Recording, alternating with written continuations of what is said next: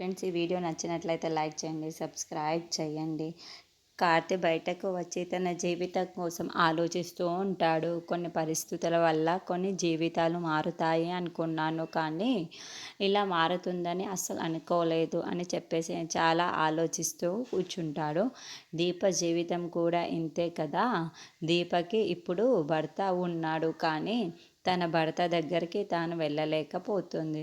అదే తను వేరే పెళ్ళి చేసుకుండా ఉంటే తను కూడా తన భర్త దగ్గరికి వెళ్ళి తన భర్త కోసం పోరాటం చేసి ఎలాగైనా తను దక్కించుకుని ఉండేది. అలాగే వాళ్ళిద్దరూ చాలా సంతోషంగా ఉండేవాళ్ళు. కానీ ఇప్పుడు వాడికి పెళ్ళైపోవడం వల్ల ఇప్పుడు దీప వాడి దగ్గరికి వెళ్ళలేక అలాగని దూరంగా ఉండలేదు కదా అని చాలా బాధపడుతూ ఆలోచిస్తూ ఉంటాడు. ఇప్పుడు నా జీవితం కూడా అలాగే తయారైపోయింది. మా నాన్న చేసిన తప్పు వల్ల నేను ఈ పెళ్ళిని చేసుకోవాల్సి వస్తుంది.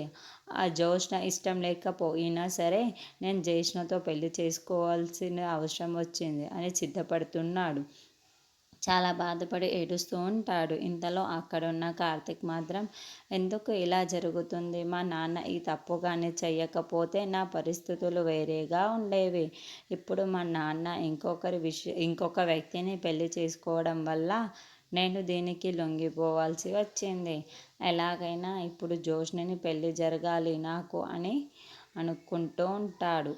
ఇప్పుడు ఈ పెళ్ళిని ఆపేవాళ్ళు లేరు, అలాగని చెప్పేవాళ్ళు లేరు. ఈ పెళ్ళిని ఎలాగైనా జరిగిపోతుంది. ఈ పెళ్ళి నాకు ఇష్టం లేకున్నా ఇలా జరిగిపోతుంది అని నేను అస్సలు అనుకోలేదు అని చాలా ఆలోచిస్తూ బాధపడుతూ ఉంటాడు. ఈ పెళ్ళిని ఆపడానికి ఇప్పుడు ఎవరి వల్ల కాదు, ఎవరితోనే కాదు అని చాలా బాధపడుతూ ఆలోచిస్తూ ఉంటాడు. ఎలా ఈ పెళ్ళిని ఆపాలో నాకు కూడా అర్థం కావటం లేదు అని ఆలోచిస్తూ ఉంటాడు.